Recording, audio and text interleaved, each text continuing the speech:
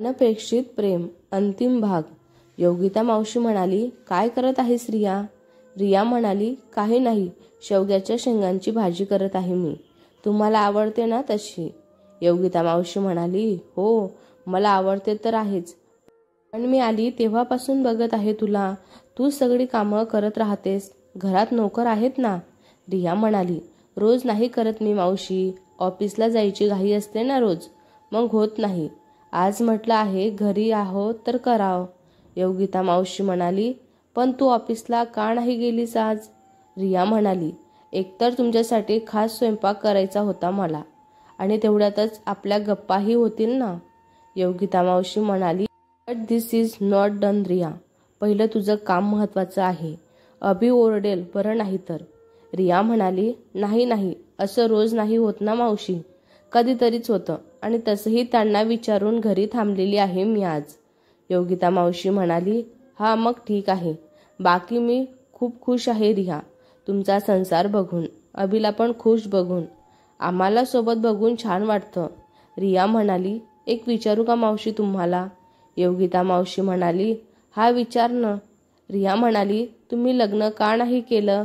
योगिता मावशी म्हणाली, मला कशात अडकून नव्हतं पडायचं ग. लग्न वगैरे या सर्व गोष्टींवर माझा विश्वासच बसत नव्हता.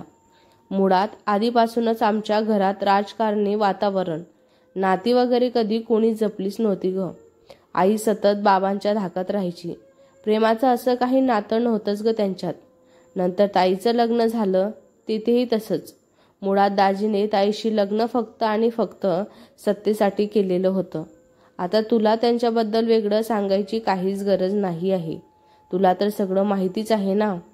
मग हे सगळं बघून माझं लग्न या गोष्टींवरून विश्वासच उडालेला होता. रिया म्हणाली, आणि म्हणून तुम्ही लग्न नाही केलं का?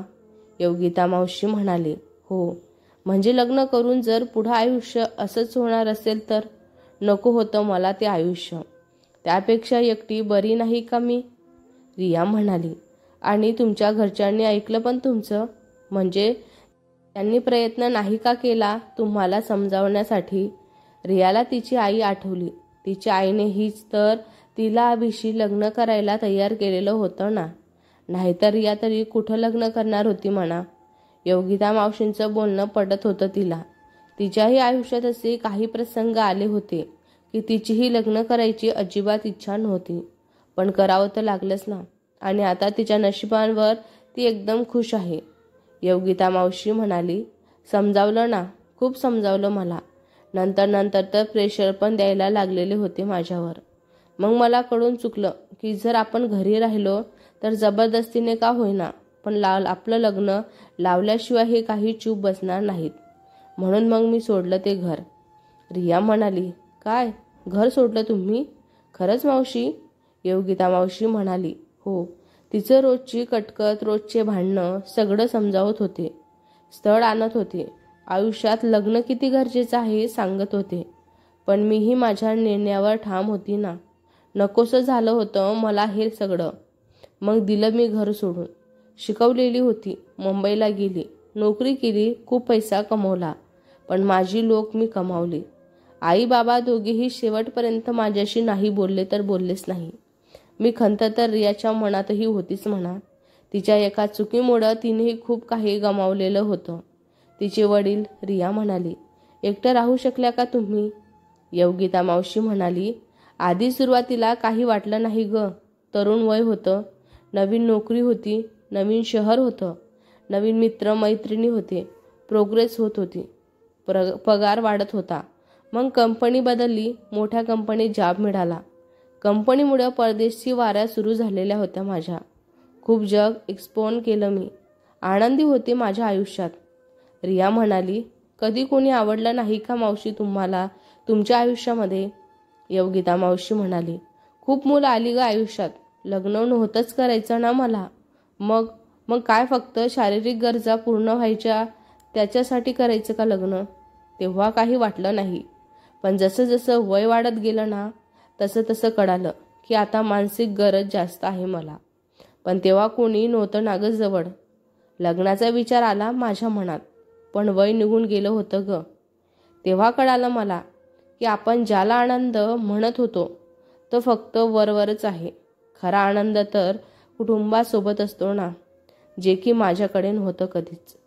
आई बाबाकडे परत जायचं तर तेही नव्हते ग जगामध्ये. ताई काय तर तिच्या संसारात होती. मग काय गुंतून घेतलं स्वतःला कामांमध्ये. सोशल वर्क सुरू केलं मी. 2 NGO चालवते मी आता. रिया म्हणाली, हो, अभिने सांगितलं होतं मला तुमच्याबद्दल सारखे बोलत असतात ते. खूप जवळ आहेत ना ते तुमच्या. योगिता मावशी म्हणाली, तुझ्या सासऱ्यांचे सततचे दोरे आणि नवऱ्यामागे पडणारी माझी ताई. अभिकडे दुर्लक्ष व्हायचं ग ताईंचं खूप. सांभाळायला मावशी होत्या ज्या आता तुमच्या सोबत राहतात. कालांतराने मी मुंबई सोडून बेंगलोरला शिफ्ट झालेली होती. अभि लहानच होता म्हणा तेव्हा. ताई नसली की मग मी सांभाळायची त्याला, म्हणून माझ्या जास्त जवळचा आहे तो. लहानपणी खूप तक्रारी होत्या ग त्याच्या. मला माझी आई वेळच देत नाही, माझ्यासोबत खेळतच नाही वगैरे वगैरे. पण जसा जसा मोठा होत गेला ना तो, तसं तसं त्याला त्याची आईची अवस्था समजायला लागली होती. त्याच्या वडिलांचं वागणंही त्याला कळायला लागलेलंच होतं. आणि मग कुठे तो त्याच्या आईच्या जवळ आलाच नाही. पण थोड्याच वेळ ग, नंतर ती दीपा आली आणि पुन्हा सगळं बिघडूनच गेलं. रिया म्हणाली, पण वरून कितीही राग दाखवत असले ना अभि, तरी आतून खूप काळजी वाटते ग त्यांना त्यांच्या आई वडिलांची.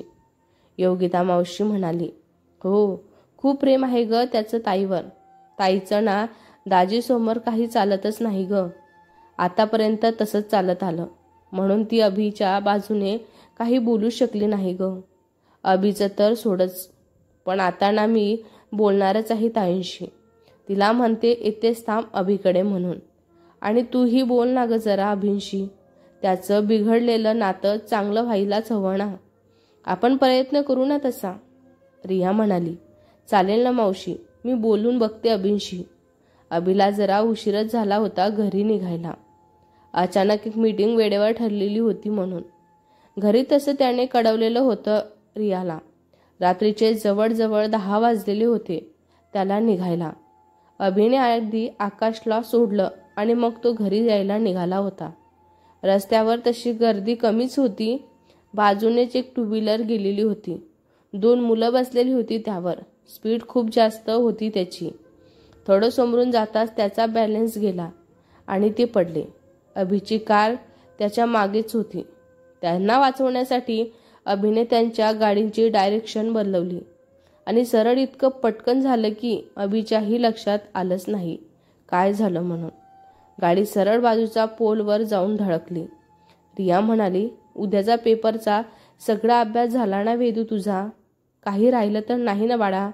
वेदू म्हणाली, हो, योगिता मावशीने माझा सगळा अभ्यास घेतला ग आज.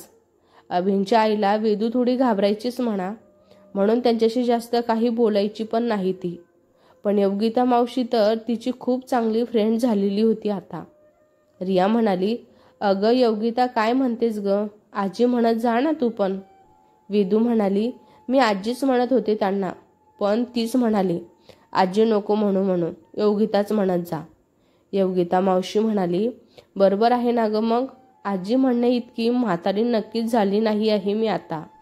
वेदू तो मला योगिताच म्हणत जा. रिया म्हणाली, बरं वेदू आता झोप हा. उद्या सकाळी लवकर उठायचं आहे ना तुला, तुझा पेपर आहे ना. वेदू म्हणाली, पण डॅडा नाही आला ना ग अजून. मला त्याची खूप आठवण येत आहे. तो आला की मग झोपते मी. रिया म्हणाली, त्यांना उशीर होणार आहे यायला. उद्या सकाळी बोल ना त्यांच्याशी, काय बोलायचं तुला तर. आता झोप ना बच्चा. योगिता मावशी म्हणाली, यस, आणि आज ना तू माझ्यासोबत झोप बरं वेदू. जा माझ्या रूममध्ये जाऊन झोप, मी येतेच थोड्या वेळात. वेदू म्हणाली, okay, bye bye, good night. Vedu निघून गेली आणि तेवढ्यातच रियाचा मोबाईल वाजला. रिया स्वतःशीच बडबडत होती. आकाशचा फोन होता.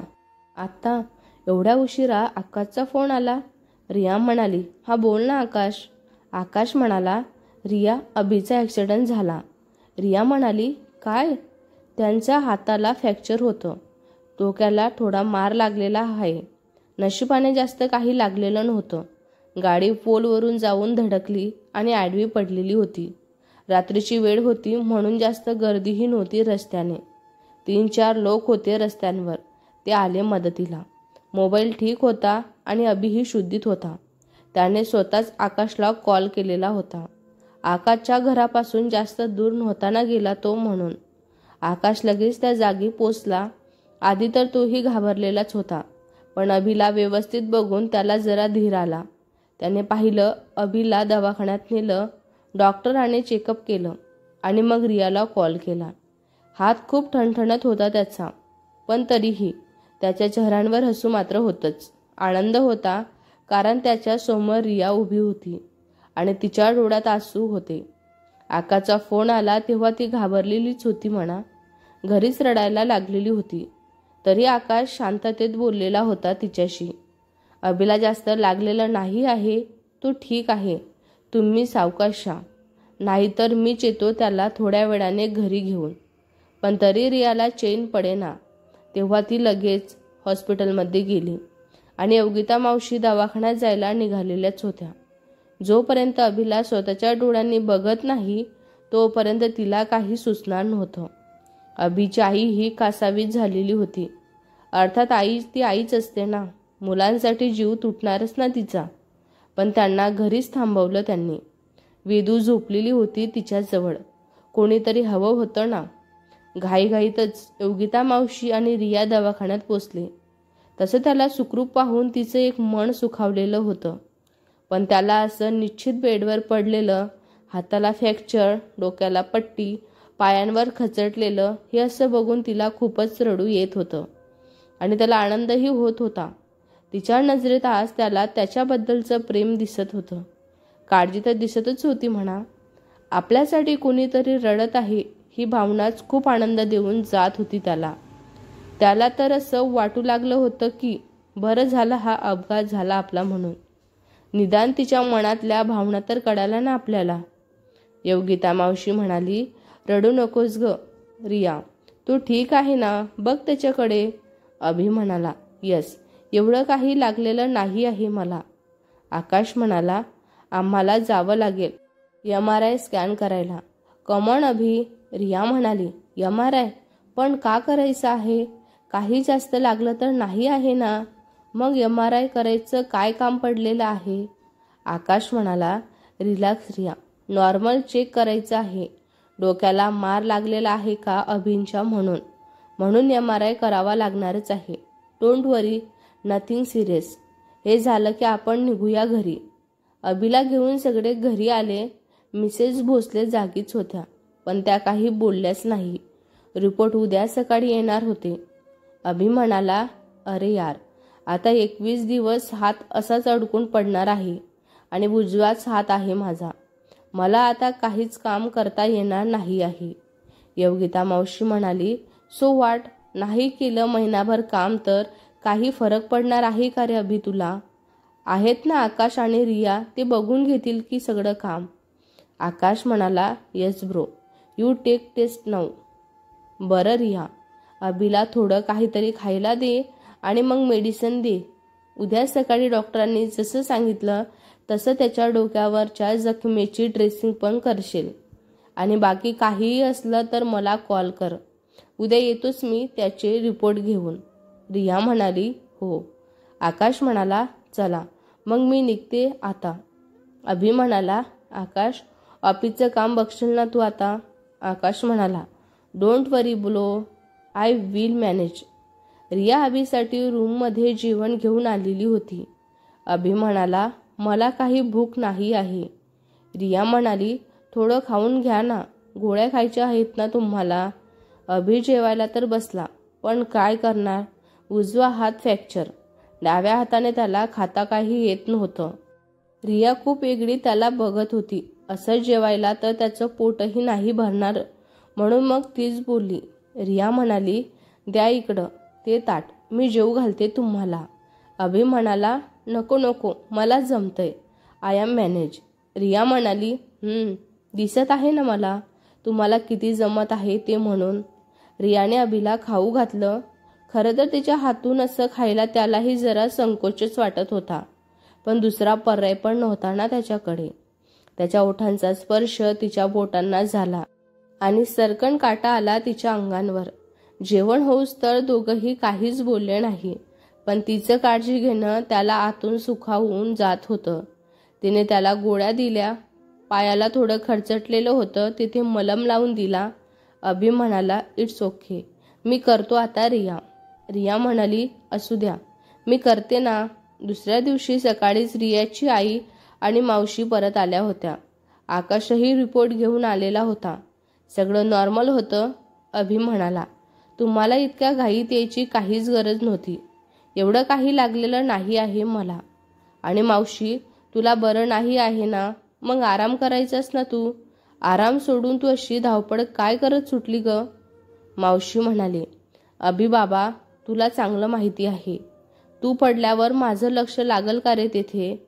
डोक्यालाही लागलं ना बाळा तुझ्या. अभि म्हणाला, थोडंच आहे. कविताबाई म्हणाली, जावई बापू, आता फक्त आराम करा तुम्ही काही दिवस. मावशी म्हणाली, हो ना, देवानेच टाळलं हे संकट तुझं. आता मी येथेच राहणार आहे तुझ्याजवळ.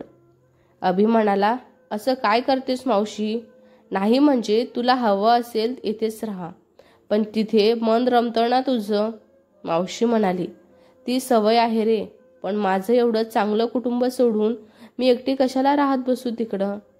रिया म्हणाली, हो, पण इथे एकही काम करायचं नाही मावशी. तुम्ही आराम करायचा. मावशी म्हणाली, अगं पण असं कसं? रिया म्हणाली, असंच. अभिला मुलगा मानताना तुम्ही, मग बस, काम वगैरे करायची काहीच गरज नाही आहे. योगिता मावशी म्हणाली, बोलत आहे ती, आता फक्त आराम करायचा आणि मस्त राहायचं. कविताबाई म्हणाली, विदू गेली का ग शाळेमध्ये? रिया म्हणाली, हो, सकाळीच गेली. योगिता मावशी म्हणाली, सकाळी तिला अभिलाच भेटायचं होतं, मग सांगितलं तिला डॅडा झोपलेला आहे म्हणून, आल्यावर भेट म्हणून. अभिला असं बघून गेली नसती ती शाळेमध्ये, नाहीतरी शेवटचा पेपर आहे ना आज तिचा. रिया म्हणाली, हो, आणि आता काय, ती आणि तिचे डॅडा दोघेही घरी. घरात नुसता गोंधळ राहणार आहे बाबा आता. रियाचं बोलणं ऐकून अभिचे डोळे मोठे झाले. टिपिकल बायकोसारखी वागत होती ती. त्याला हसूच आलं. फॅमिली, रियाशी लग्न करून फॅमिली मिळाली होती त्याला. कधी काळी एकटा राहणारा अभि, आता त्याच्या घरात किती लोक होते. खरा आनंद तर काय हे आता तो अनुभवत होता. त्याच्या रूममध्ये तो लॅपटॉप घेऊन बसलेला होता. डाव्या हाताने जसं जमत होतं तसं तो काम करत होता. रिया म्हणाली, आहो, काय करत आहात तुम्ही? लॅपटॉप काय घेऊन बसले आहात? त्याच्या हातातून लॅपटॉप घेत ती बोलत होती. अभि म्हणाला, I am getting bore Riya. Riya म्हणाली, अहो मग टीव्ही बघा ना, बाहेर हॉलमध्ये येऊन बसा. काम कशाला हवं आहे आता तुम्हाला? अभि म्हणाला, हो, पण रिया म्हणाली, पण वगैरे काही नाही, व्यवस्थित बसा, तुमच्या डोक्याची ड्रेसिंग करून देते मी आता. अभि म्हणाला, okay, but Riya, what I am saying, काही दिवसांनी तुम्ही पण जा ऑफिसला, नाहीतर सगळा लोड आकाशवरच येईल आता. रिया म्हणाली, हो, जाईल मी. अभि म्हणाला, and I am so sorry, हे ड्रेसिंग वगैरे तुम्हाला करावं लागत आहे ना? रिया म्हणाली, बायको आहे ना मी तुमची, मग मी नाही करणार तर कोण करणार? तिचा थेट त्याच्या डोळ्यात डोळे घालून प्रश्न आणि ती निरुत्तर. अभि बेडवर बसलेला होता, तर रिया उभी राहून त्याचं ड्रेसिंग करून देत होती. थोडा त्रास होत होता त्याला, पण तोही सहन करत होता म्हणा. आणि अर्ध लक्ष तर त्याचं रियाकडेच होतं. ती इतक्याच जवळ होती. त्याच्यासमोर त्याचं दुखणं काय होतं? त्याला कळून चुकलेलं होतं. आपली बायको जास्त सुंदर नाही, पण आपलं आयुष्य सुंदर मात्र फक्त तिच्यासोबतच होऊ शकतं. ड्रेसिंग झालं आणि ती दूर सरकवली. तो दुरावा त्याला सहन झालाच नाही. त्याने तिचा हात पकडून जवळजवळ तिला ओढलंच स्वतःवर. तिला काही कळायला आता तिचे ओठ गुंफलेले गेलेले त्याच्या ओठात. ती थबकली, पण नंतर तीही साथ देऊ लागली. पूर्ण ताबा घेतला होता त्याने तिच्यावर. त्याचे तिचे ओठ सोडले आणि मानेवरचा ताबा घेतला. तिचा ड्रेस खांद्यांवरून बाजूला सरकवला आणि नेहमीच त्याला खुणवणारा तो तिचा खांद्यांवरचा तीळ, त्यावर ओठ टेकवले. ती तर पूर्ण स्तब्ध झालेली होती. श्वास खूप वाढलेला होता तिचा आता. तो स्पर्श हवाहवासा जरी वाटला असला तरी जीव घाबराघुबरा झालेला होता तिचा आता. तिने त्याला दूर लोटलं. अभि म्हणाला, what happen? You don't try it. Riya म्हणाली, अहो काय आहे हे? तुम्हाला आधीच एवढं लागलेलं आहे ना, आणि दरवाजा पण उघडाच आहे. त्या दिवशी पण येथे वेदू झोपलेली होती. पूर्ण गुलाबी झालेली होती ती आता. त्याच्या नजरेला नजरही नव्हती देत ती आता. अभि म्हणाला, मीन्स यू लाईक इट ना? रिया म्हणाली, हो. काहीही काय विचारता तुम्ही? डोळे लाजेने गच्च बंद करत तिचं उत्तर आणि त्याच्या चेहऱ्यावर तिला असं बघून आलेलं हसू. अभि म्हणाला, from next time I will take care. तुला किस करायच्या आधी दार लावून घेत जाईल. तिच्या पोटात मोठा गोळा चाला होता. ती लगेच उठून उठली.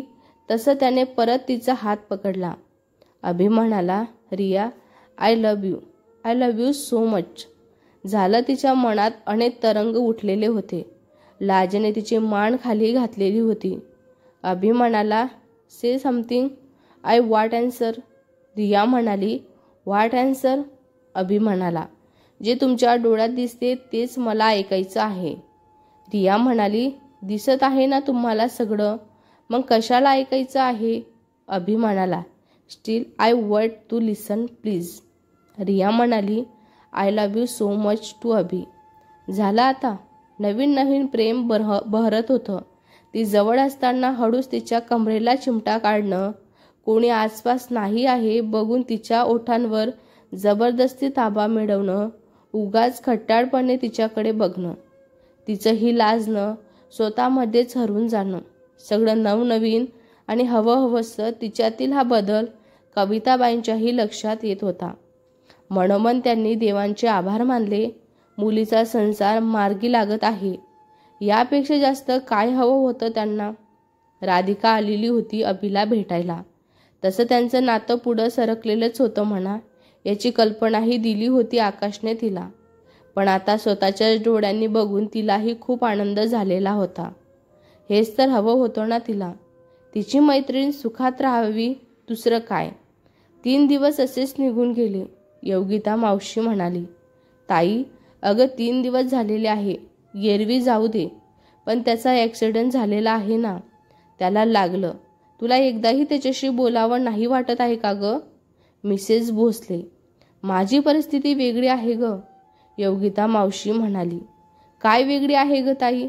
अगं किती दिवस तू फक्त तुझ्या त्या नवऱ्याचं ऐकणार आहेस? मिसेस भोसले म्हणाली, असं काही नाही गं. योगिता मावशी म्हणाली, असंच आहे.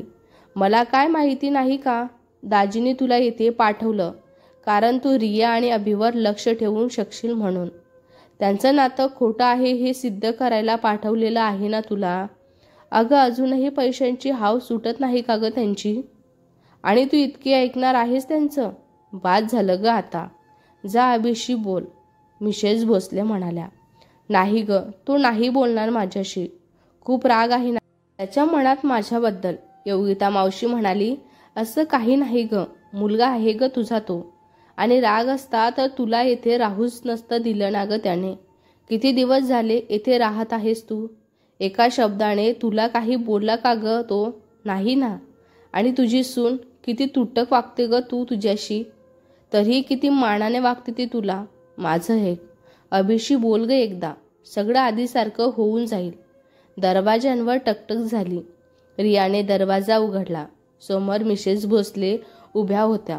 मिसेस भोसल्या म्हणाल्या, ते मला अभिशी थोडं बोलायचं होतं. रिया म्हणाली, हो मग या ना आत.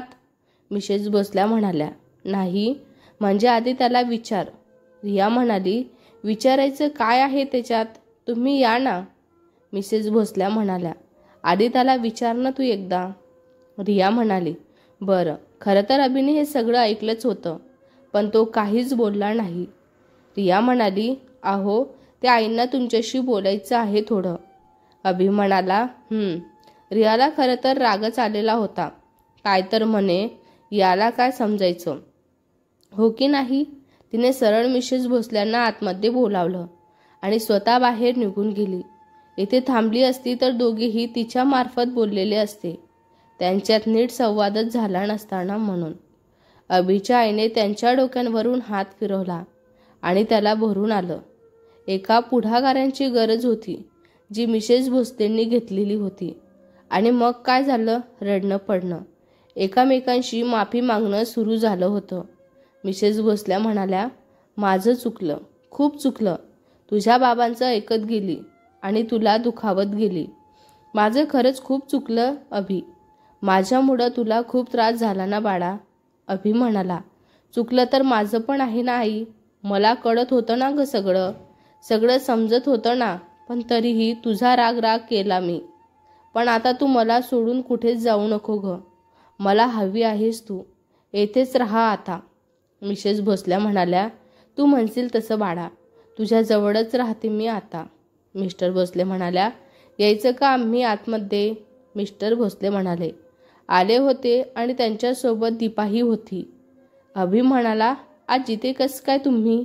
रस्ता चुकले की काय तुम्ही? मिस्टर भोसले म्हणाले, मुलांचा अपघात झाला कळालं, मग आलो भेटायला. आणि माझ्या बायकोलाही परत घेऊन जायला आलेलो आहो आम्ही. अभि म्हणाला, अरे वा, खूपच लवकर आले तुम्ही. आणि ही बाई का आली येथे माझ्या घरी? हिला सांगितलं होतं ना की परत माझ्या घरी यायचं नाही म्हणून. दीपा म्हणाली, कमॉन अभि, मी कशी नाही येणार? मला खूप काळजी वाटत होती रे तुझी. दीपा बोलत होती, पण आज तिला अभिच्या नजरेत तिच्याबद्दलची ओढ जाणवतच नव्हती. अभि म्हणाला, ओहो, come on Deepa, stop this dream. Listen Deepa, या माणसाच्या नांदी लागू नको. मी खूप पुढे गेलेलो आहे माझ्या आयुष्यात. माझं खूप प्रेम आहे माझ्या बायकोंवर. You don't waste your time running after me. काहीच मिळणार नाही तुला यातून. एकदा चांगला मुलगा बघ आणि दुसरं लग्न कर. आणि तुम्ही मिस्टर भोसले, हे काम आता बंद करा, कारण त्याचा काहीही उपयोग होणार नाही आहे. मला काहीच फरक पडत नाही आणि या जन्मात तरी मला आणि रियाला कोणीही वेगळं करू शकणार नाही आहे. तुम्ही येऊ शकता. अशा लोकांना माझ्या घरात जागा नाही आहे. मिस्टर भोसले म्हणाले, मलाही काही येथे थांबायचा शौक नाही आहे. चल उषा, लगेच निघू इथून. अभि म्हणाला, आई कुठेही जाणार नाही आहे आणि तुमच्यासोबत तर नाहीच नाही. ती येथेच राहील माझ्यासोबत. मिस्टर भोसले म्हणाले, अरे बापरे, मिसेस भोसलेची आता आई झाली वाटतं. छान, पण माझी बायको कुठे राहणार ही मी ठरवणार. तू मध्ये बोलायची गरज नाही आहे. चल उषा, मिसेस भोसले म्हणाली, मी नाही येणार आहे. खूप झालं आता तुमचं. आणि काय करू मी इकडं येऊन? तिथं माझं कुटुंब आहे. इथं मला मान सन्मान मिळतो, शांत झोप लागते.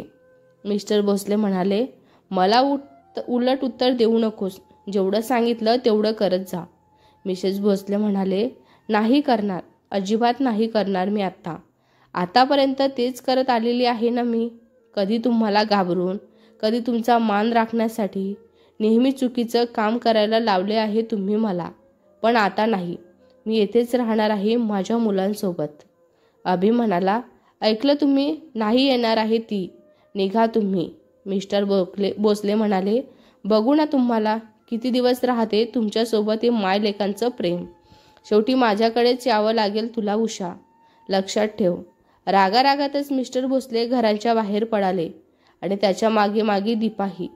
दीपाला कडून चुकलेलं होतं आता अभिच्या मागे लागून काहीही फायदा नाही आहे म्हणून. मिस्टर भोसलेकडूनही तिला आता काही अपेक्षा नव्हत्या. तिने अभिचा नान सोडलेला होता आणि पुन्हा विदेशाला निघून गेलेला होता. 15 वर्षानंतर एका मोठ्या हॉलमध्ये खूप गर्दी होती. समोर एक मुलगी सूत्रसंचालन करत होती. So this year ladies on one businessman आवाज गोज टू वेल. ती एक मुलगी आहे. Indians number 1 businessman woman award goes to the Riya Abhishek Bhosale. Riya स्टेजवर आली आणि तिने तो पुरस्कार घेतला. खाली अभि, आकाश, राधिका, वेदू उभं राहून ताड्या वाजवत होते. रिया म्हणाली, थँक्यू एव्हरीवन. मी कधी असा विचारही केलेला नव्हता की हा पुरस्कार मला मिळेल म्हणून. कधीच नाही. एक साधारण आयुष्य जगत होते मी आणि स्वप्नही साधारणच होती माझी. पण मग माझ्या आयुष्यात अभि आले आणि सगळंच बदलून गेलं. ते म्हणतात ना, प्रत्येक पुरुषांच्या सक्सेसच्या मागे एक स्त्री असते. तसंच माझ्यासोबतही झालेलं आहे. स्त्रीने ठरवलं ना तर ती काहीही करू शकते. पण जर पाठीशी भक्कम आधार असेल ना तर अजून उंच उडी मारू शकते. मी आजकालच्या तरुण मुलींना सांगू इच्छिते की स्वतःच्या पायावर उभ्या राहा. पण त्याकरिता कुटुंबाकडे दुर्लक्ष करून चालणार नाही आहे. नेहमीच प्रॅक्टिकल राहणं गरजेचं नाही आहे. भावनाही महत्त्वाच्या आहेत म्हणा. आपल्या बाई मनाला सगळंच हवं असतं. करिअर, कुटुंब, माहेर, सासर, मुलं आणि ठरवलं तर हे सगळं सांभाळताही येतं. हे सगळं मी माझ्या अनुभवातून बोलत आहे. आणि तसंही या सगळ्या गोष्टी मिळूनच बनत असतात. I dedicate this award to my parents. माझे बाबा जे सध्या या जगात नाही आहे. माझे बाबा ज्यांनी मला शिकवलं आणि माझी आई जी माझ्या प्रत्येक कठीण काळात माझ्यासोबत उभी होती. आईच्या आठवणीने रियाचे डोळे भरून आलेले होते. टू माय हजबंड धीस अभिषेक भोसले. हे जे काही आहे हे सर्व त्यांचंच आहे. ही जी रिया आज तुमच्यासमोर आहे हीही त्यांनीच घडवलेली आहे. And to my friends Akash and Radhika, पुढच्या जन्मात मला अभिसारखा नवरा मिळेल की नाही माहीत नाही. पण देवाकडे हक्काने आकाश आणि राधिकांसारखे मित्र मागणार आहे मी आता. असे मित्र असले तर जगातील कुठलंही संकट तुमच्यावर आलं ना तर तुम्ही त्याला हसत हसत सामोरे जाऊ शकता. तिचं बोलणं ऐकून आकाश आणि राधिकाच्याही डोळ्यात पाणी आलेलं होतं. Thank you so much for this award. ते सगळे घरी आले. वेदू म्हणाली, आजी अगं इतकी मज्जा आली ना. इतके लोक होते तेथे आणि सगळेच मम्माचं कौतुक करत होते ग. मिसेस भोसल्या म्हणाल्या, हो व्हिडिओ काढले असतील ना ग तुम्ही. वेदू म्हणाली, हो काढले ना. मिसेस भोसल्या म्हणाल्या, योगितालाही पाठवून दे हे व्हिडिओ. खूप वेळा सांगितलं तिनं मला. अभि म्हणाला, योगी लंडनवरून परत कधी येणार आहे ग आई. मिसेस भोसल्या म्हणाल्या, पुढच्या महिन्यात येते म्हणत होती. अमित म्हणाला, आई पण आता खूप भूक लागली ना ग. रिया म्हणाली, हो रे जेवायलाच बसूया ना आता आपण. आई बाबांनी काही खाल्लं का. मिसेस भोसल्या म्हणाल्या, हो थोडा वेळ आधीच. सूप दिलं मी त्यांना. अगं पण तुझा चेहरा का उतरलेला आहे. अभि म्हणाला, काही नाही ग आई. आज सकाळपासून तिला तिच्या आईची आणि उषा मावशींची खूप आठवण येत होती. रिया म्हणाली, त्या दोघीही हव्या होत्या ग आज, आई आणि मावशी. मिसेस भोसल्या म्हणाल्या, हो ग पण ते आपल्या हातात नसतं ना ग. नको इतकं मनाला लावून घेऊ नको. अमितला भूक लागलेली आहे ना. पटकन जेवायला बसा तुम्ही आता. वेदू म्हणाली, ये मम्मा बघ ना टीव्हीवर पण तुझीच न्यूज चालू आहे आता. सोशल मीडियावर पण तूच आहे. माझ्या फ्रेंड्सचे मला मेसेज येत आहे ग. रिया म्हणाली, वेदू तो मोबाईल ठेव आधी आणि जेवायला ये बरं आता. मिसेस भोसल्या म्हणाल्या, आकाश आणि राधिका का नाही आले ग जेवायला आता. अभि म्हणाला, आई नेहाच्या शाळेत पॅरेंट्स मीटिंग आहे ना आज म्हणून तिकडच्या तिकडं निघून गेले होते ते. तसा उशीर झाला म्हणा त्यांना. हो बरोबर ओळखलं तुम्ही. अमिता आणि रियाचा मुलगा 13 वर्षांचा होता आणि आपली वेदू 20 वर्षांची झाली बरं का. मेडिकलला ॲडमिशन घेतली आहे तिने. 15 वर्ष अगदी सुखात गेलेले होते त्यांचे. अभि आणि रियांचे काही गोष्टी सोडल्या तर. अभिंचे वडील एकटे पडलेले होते आता. पैसा तर नव्हताच त्यांच्याजवळ पण आपलं म्हणावं असंही कोणी नव्हतं म्हणा. तब्येत खराब होत गेली आणि त्यातच पॅरालिसचाही अटॅक आलेला होता त्यांना. स्वतःचे ते असं काहीच करू शकत नव्हते. अभिंच्या आईचं लक्ष लागत नव्हतं तिथं. शेवटी नवरा तो नवराच असतो ना.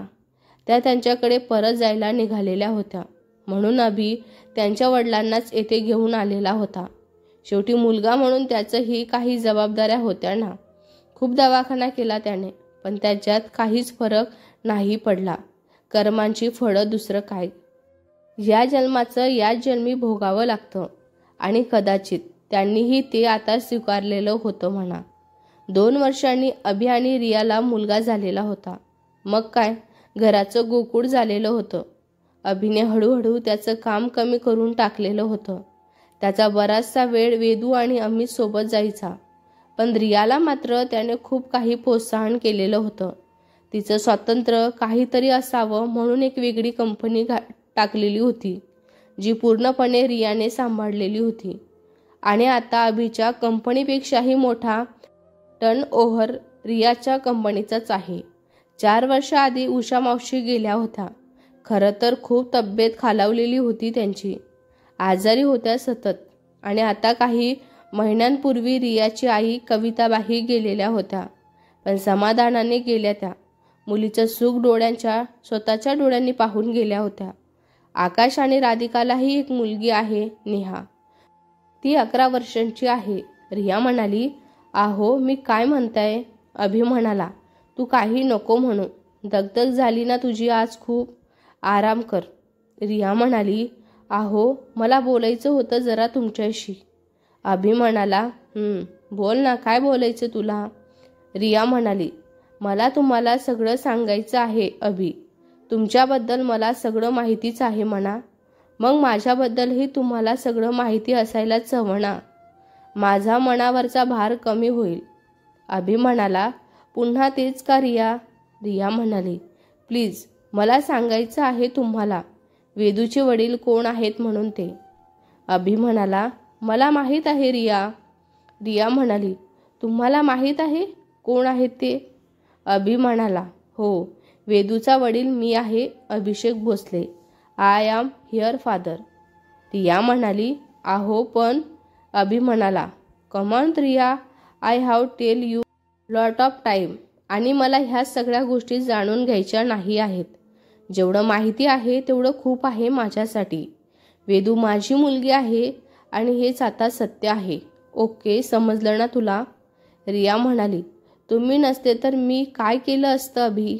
अभि म्हणाला, तू खूप छान आहे, पण वेदूला वाढवलं असतं. मी नसतो ना तरी पण. आणि आता वेदूला जितका तुझा अभिमान वाटतो ना, तेवढाच किंवा किंबहुना होना का होईना त्यापेक्षा जास्त अभिमान मला सुद्धा वाटत आहे तुझा. रिया म्हणाली, पण तुमच्याशिवाय हे शक्य नव्हतं अभि. अभि म्हणाला, तू तुझ्या आयुष्यात एक आदर्श महिला आणि नंबर 1 बिझनेस वुमनचं स्थान निर्माण केलेलं आहे रिया, आणि करत आहे. मला आपली मुलगी ही अशीच असायला हवी आहे, तुझ्यासारखी लीडर, महत्त्वाकांक्षी. भेटूया नवीन स्टोरीमध्ये.